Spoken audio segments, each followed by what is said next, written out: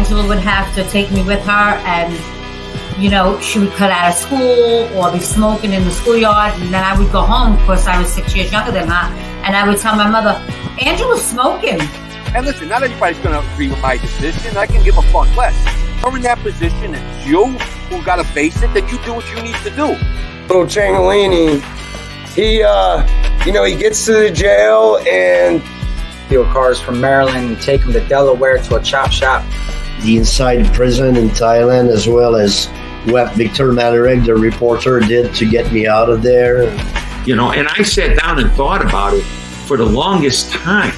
Okay, but once I made up my mind, it was about survival. I need to take care of my kids and take care of my family. And when a guy's not being loyal to you, how could you be loyal to him? Welcome to Chattin with Staxx.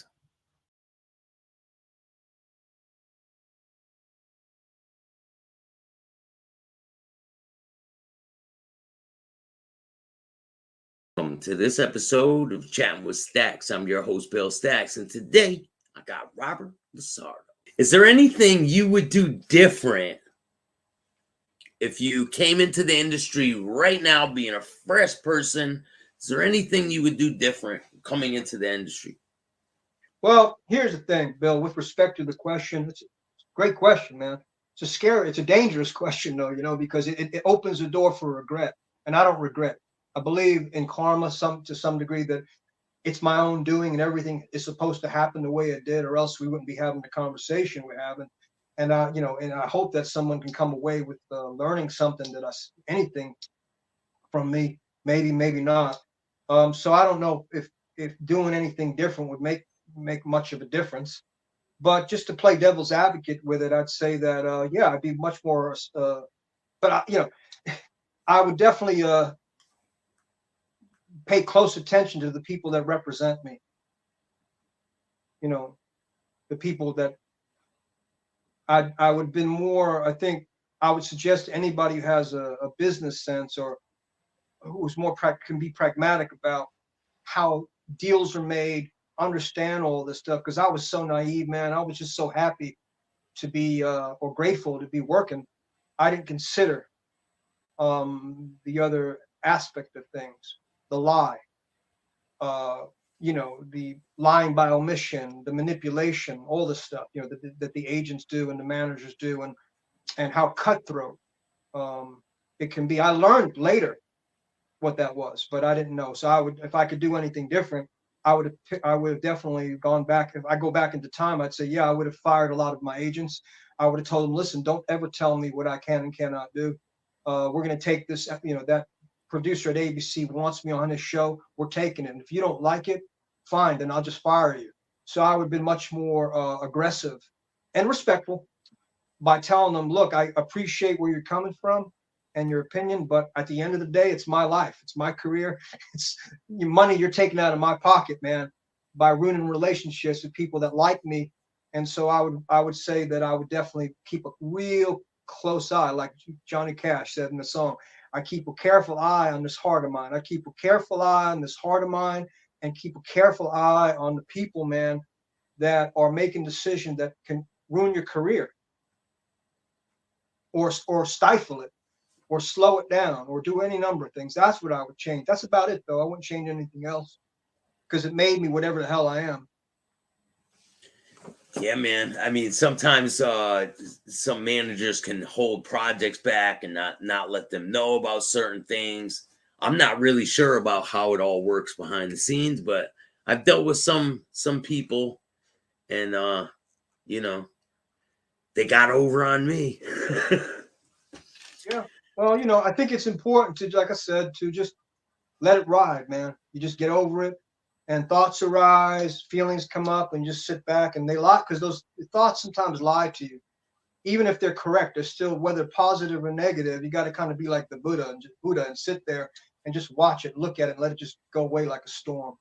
And the compliments too, positive and negative. I think it's important to just sit back and look at both of them, and just find some kind of place that's calm. And then from there, maybe, you get clarity. And like a still waters reflect something and give you insight. So you can just do your work, and not get caught up in the hoopla and or the don't what they back in the day they say, don't believe the hype, don't believe your own hype, don't believe other people's hype, just focus on the sheer discipline of the work ethic and what's required as an artist, and do your work for the love of it. Not everybody's motivated that way. People motivated for a whole host of reasons, but that's their trip. Yeah. So I have a question right there. Hey, Mom.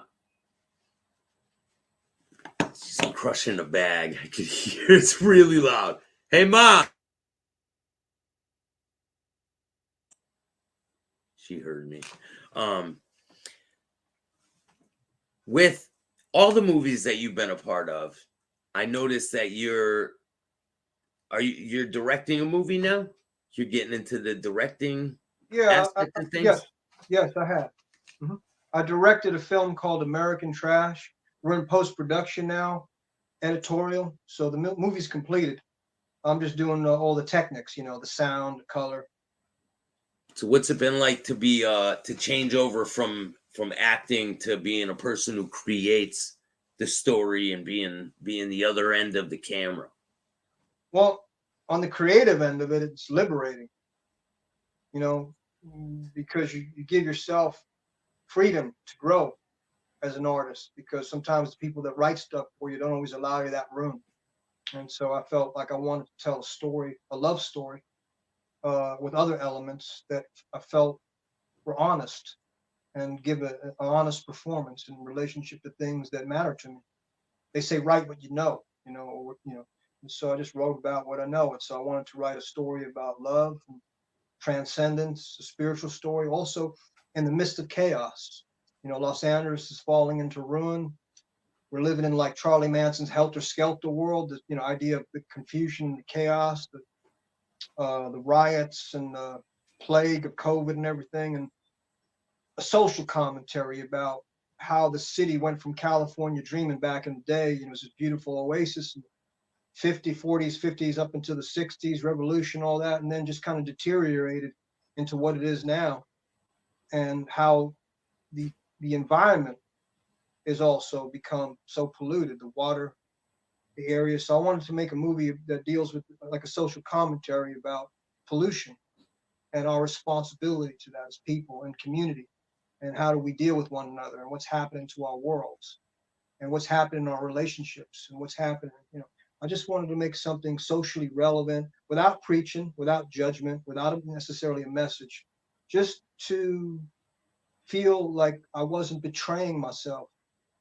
I wanted to be still, I guess, yearn to be what my teachers taught, which is to be an artist and create things that are not indicative of a patterning that people become accustomed to. I wanted to get away from a comfort zone of predictability in terms of my work, and move into an area where you don't get to see someone like me, I guess, whatever that means, be in a situation like this. So I wrote it, financed it, hired some people that I felt and still feel that were appropriate for those roles, and just made it happen. Because you can wait you wait multiple lifetimes if you wait for them to come knock on your door and say, hey, we're going to give you the role of a lifetime, or something that you feel is a tribute to your ability. They don't always respond to what you're capable of. They just give you what they give you. And you have to just, like I said earlier, you have to just be grateful for the work. But there comes a point, at least for me there did, where I was like, I feel like a fraud now, man. I feel like there's so much more as an artist that I'm capable of that I have not been allowed to demonstrate. So why should I wait for them? Why don't I, grow a pair and stand up and fight for what I want? And it doesn't mean I'm trying to make some money or become famous or win an award. It's nothing like that. It's just simply an artist's desire to grow, to share, to collaborate, to make something, to build something. If you're a painter, you want to paint, you just paint. But if they tell you can only paint this, or you can only paint, 1 through 4, and you got 100 ideas, what about the rest, man? I got all this other stuff I want to paint. You can't do that. Someone else we're going to hire to do that. You don't look the type to do that. You look the type to do this. So I just what motivated me was, you know, that liberating sensibility. I had to liberate myself. So at least I know I tried. You know, forget about the result, man. You drive yourself crazy with approval and people's judgments. All you can do is just step on up, say, I wrote a script, I wrote the damn thing. I'm going to produce the damn thing with my own money. I'm going to take the biggest risk of my life, take my whole life savings throw it against the wall and see what happens, man. And it's been my experience throughout my life. It's been nothing but risk taken. The whole life has been nothing but just jumping off cliffs, leaps of faith, and hoping, you know, that I can fly, I guess, to wherever I need to go. How long was it from when you first started writing the story until you started producing? I don't know. It's hard to say, man. I'm bad with stuff like that. I would say the story took me about it was just channeling, man. Once I had the idea and I saw something that stimulated my imagination. One day I was sitting in my car on the PCH looking at some people throwing trash on the ground, and it just came to me, man. And so I'd say I wrote the thing in maybe 6 months.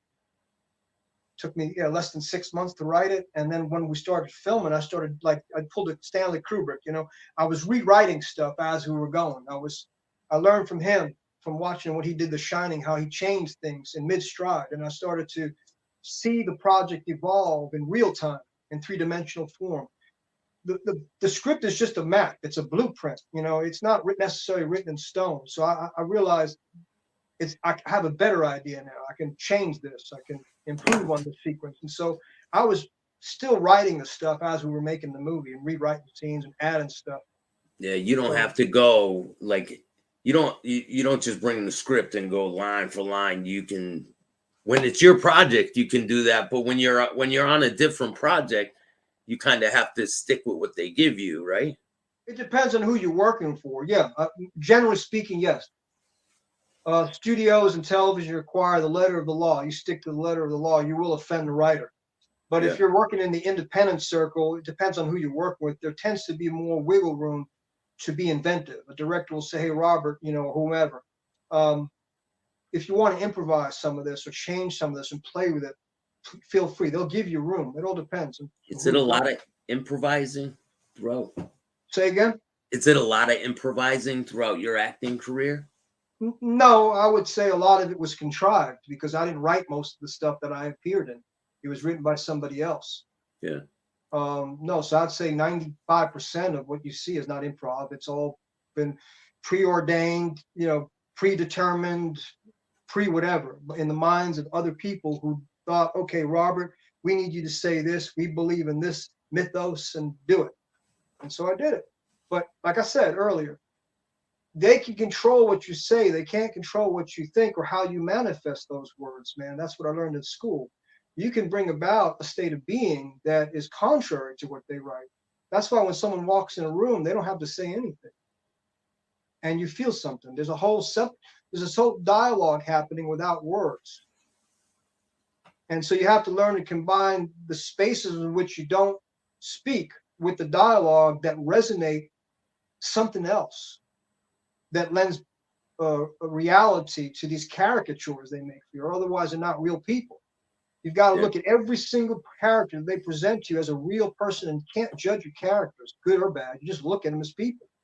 And you breathe life into those pages and lift it up off the script into three-dimensional form. And what's going on behind your eyes and your spirit and your disposition, your psyche, the camera sees all that stuff. You just be the way you look at something, you know, and people go, whoa. So it's not what you say. It's not how much you say. It's what's going on with you as you say it that makes impact. That's why performances are not necessarily the sum total of how well you memorize lines or how you look. It's what's the interior aspect of your being that you cultivate that resonates in that field of energy that people feel when they watch it, man. They're like, whoa. Or they laugh, or they cry, whatever the genre is, man. You've got to be fully present to that. And they can't control any of that, man. You do that. They just give you the map. They say, here's the lines, here's the circumstance, whatever, and then, you know, you do your thing. And they'll tailor it to whatever their goal is in the editing room. And they might try to trim away what they feel is inappropriate or not in line with their what they envision the story or the character to be in the circumstance, but you still can slip it in there on them, man, in a way they can't edit out. And you learn these tricks when you realize they've built a stage of limitation around you. You say, well, how do I overcome that? How can I be clever enough? And I had writers come up to me and directors say, Robert, when we conceived this role, never in our wildest dreams did we imagine you adding these other elements to it. We didn't see the guy this way. Now when you're performing it or doing it, now we see aspects of the character we didn't write on the page. You brought a third dimension, a fourth dimension even, to the character that we did not see. So don't let them limit you. Why limit yourself? Just go as far with it as you can, man. And you might be surprised.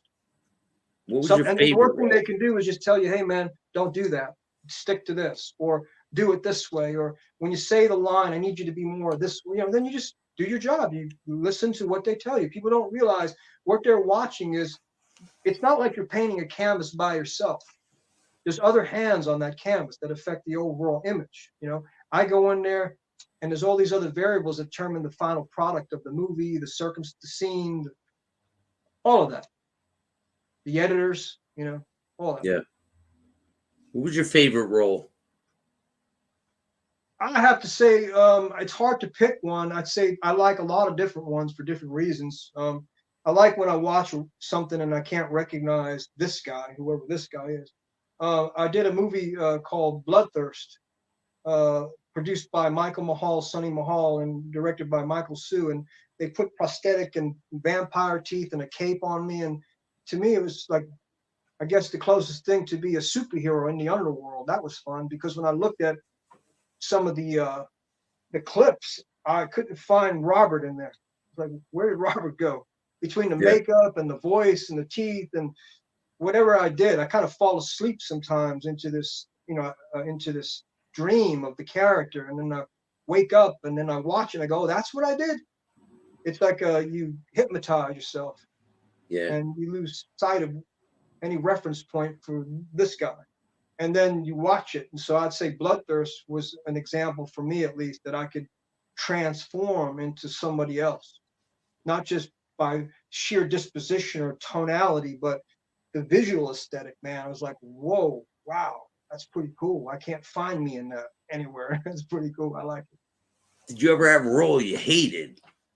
No, I can't. No, that goes back to my original philosophy about being grateful for work. Yeah. I haven't always liked having to work with certain people who were not nice to me. I would say hate is a strong word. I would say I was very uncomfortable in situations where people, actors or celebrities or directors would lord their power over me and would say things that weren't very nice. But most of the time it was positive. I don't have a whole bag of experiences on set that were terrible. Only maybe a few here and there that were kind or of maybe did you take a role and say, I shouldn't have took this role. Maybe this one's not for me. No, I don't. Like I said, I don't live with regret, man. Regret to me is a waste of time because you learn stuff. It teaches you things. So no, I don't feel that way about any of it. You can look at a victory and feel that way, because if you assign a conclusion to even your victory, then you fall into depression. The agony of victory can be just as equally hard to bear as the agony of defeat. I'll give you an example because I know it sounds a little bit kind of philosophical. So I saw something recently online with Mike Tyson. He was looking at a table of all his awards and his belts and everything. And hey, look at you, Mike, and look at all what you've won. And you know what you did? He flipped the table over and he said, garbage. And he pointed out that he come to the realization about his life and what was really important to him. Whether it be love, his kids, whatever, something had more significance to him at this stage of his life. And that was just something he needed to do to work through the aggression, to take it and use it in a constructive way to become champion of the world. But now he looks at it and he sees, it doesn't mean anything to me anymore. I figured something else out about my life. I'm moving on now to another stage of awareness. So I feel the same way. I don't think that I can look back and despise anything. It doesn't serve you to do that. You look at it as steps in your evolution. Maturing through the process, right? Yeah, you just look at it. And it's uncomfortable. Evolution is uncomfortable, man. It can be, there are times in it where you lose face.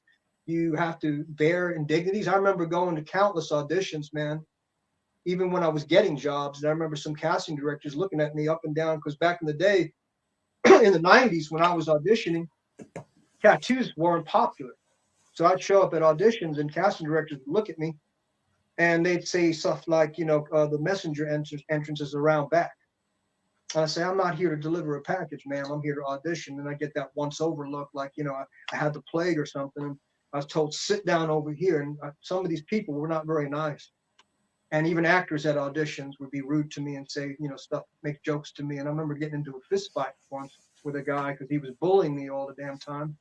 And I just said, hey, let's just take it outside. And he pushed me. And next thing I know, the sheriff was looking for me. I still got the job, though.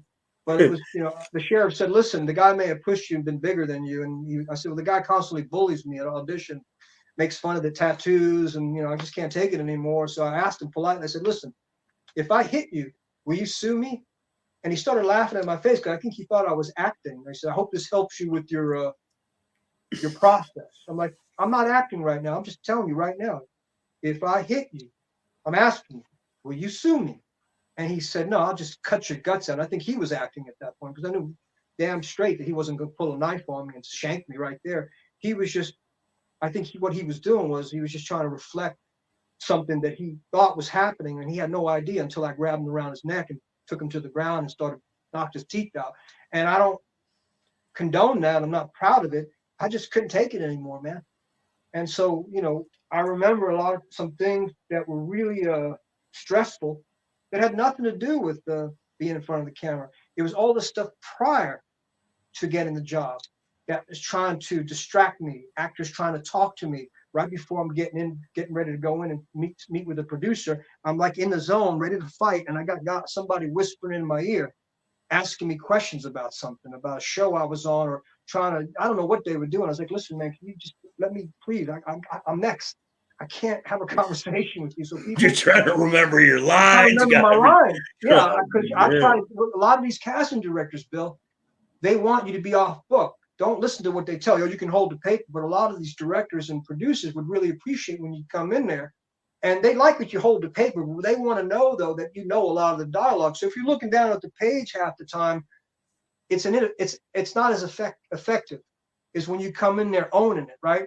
But if you're in the room getting ready to go in to fight the champion, so to speak, to get in there and prove yourself, and you got all this white noise trying to dilute your focus, you politely say to people, please, but not everybody understands or cares that they're interfering with your process. And so that part became very, very hard for me at times because, like I said, some of your so-called, I never, people, my brethren, my fellow thespians. I believed that for a while until I came to the realizations there were no friends in this business. There were colleagues, but a lot of these people were not my friends. They, at every turn, I find somebody trying to say something bad about my tattoos. I belong in the circus, any number of things to trip me up mentally. So I would not be able to go in, and guys would come out of the audition and you look at everybody else and say, hey, y'all can go home now. The rest of you guys just go home.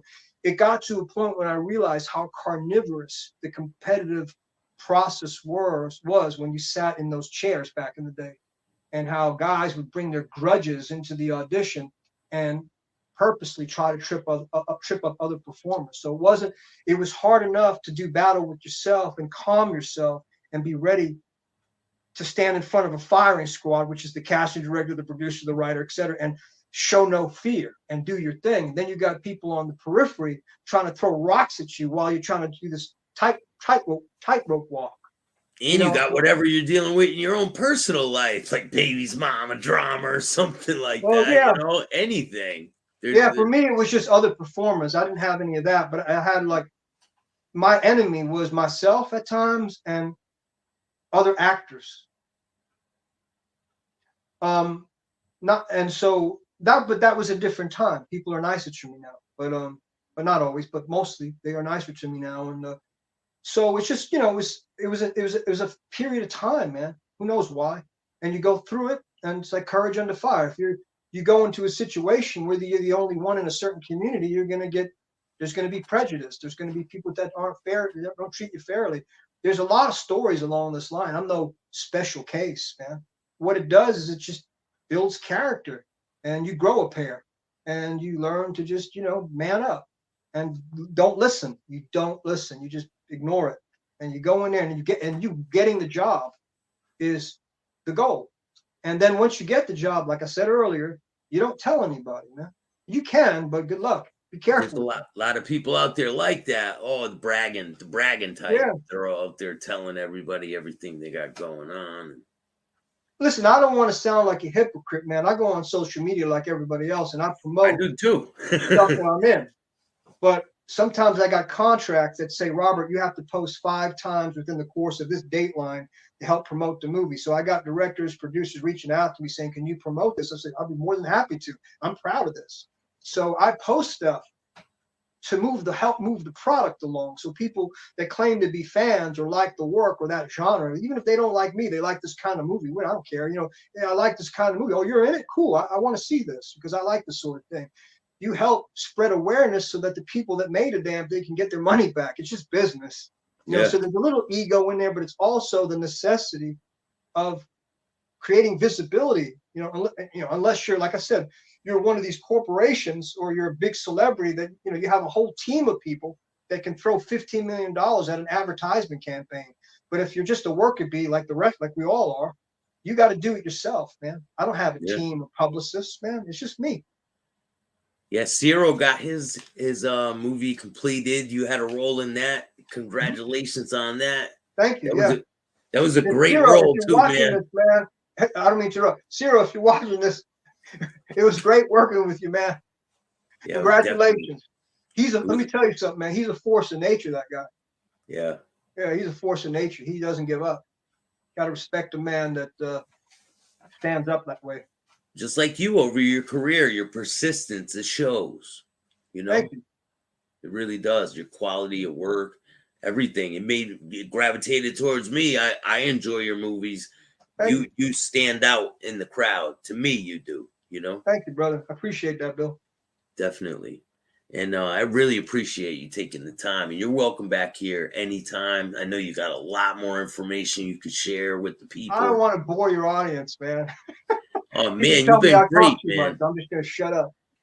You've been great. You've been pretty educational. And I think a lot of people will take a lot away from this interview. I hope so. And but either way, regardless of what people take away or not, I'm just thank you for giving me the time and the attention to remind me that there's purpose to this life. Because I forget. Definitely. We all forget sometimes, man. What am I doing? Why am I here? Oh, okay, I remember now. So where can the people see your any of your projects? I can put a link in the description. Yeah, well, you mentioned Mob King, right? Ciro's movie.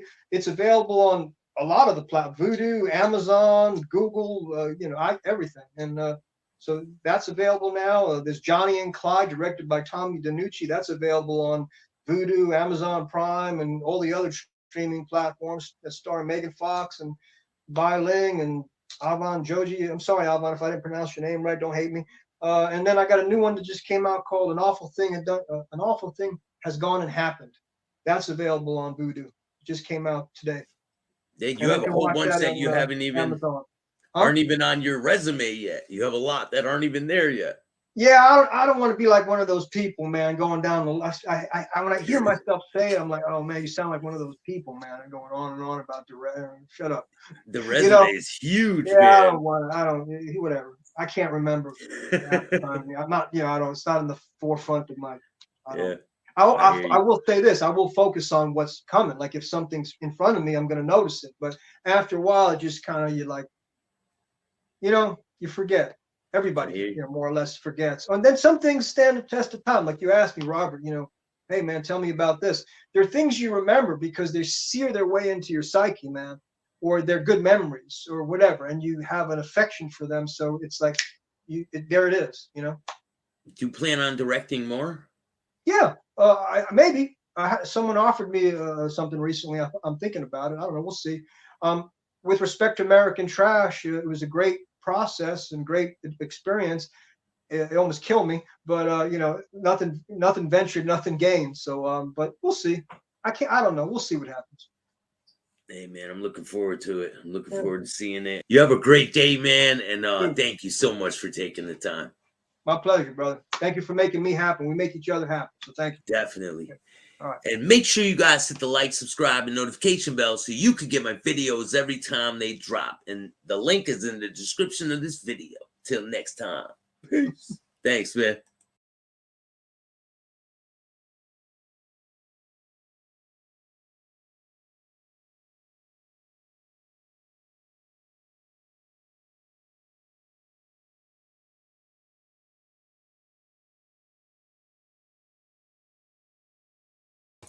What's good, everybody? Thank you for watching that interview. I got a lot more dropping, and I changed up the studio. I got some new cameras, and things are going to be going to the next level. Thank you guys for joining me. Hey, sky's the limit. Stay tuned. A lot more guests going to be joining me, and I might go live later. I got some, I'm working on a show for tomorrow. It's a pretty big one. It's about a major news story that's in the news right now. It's a tragedy, but I have somebody with inside information who's going to come on the show and talk about that. I have some other shows lined up. So if you guys like this type of content, hit the like, subscribe, and notification bell so you can get my videos every time they drop. And if you don't like it, too bad. Start your own podcast. But I appreciate every single one of you. Peace. And shout out to Robert LaSardo. Thanks for joining me, man.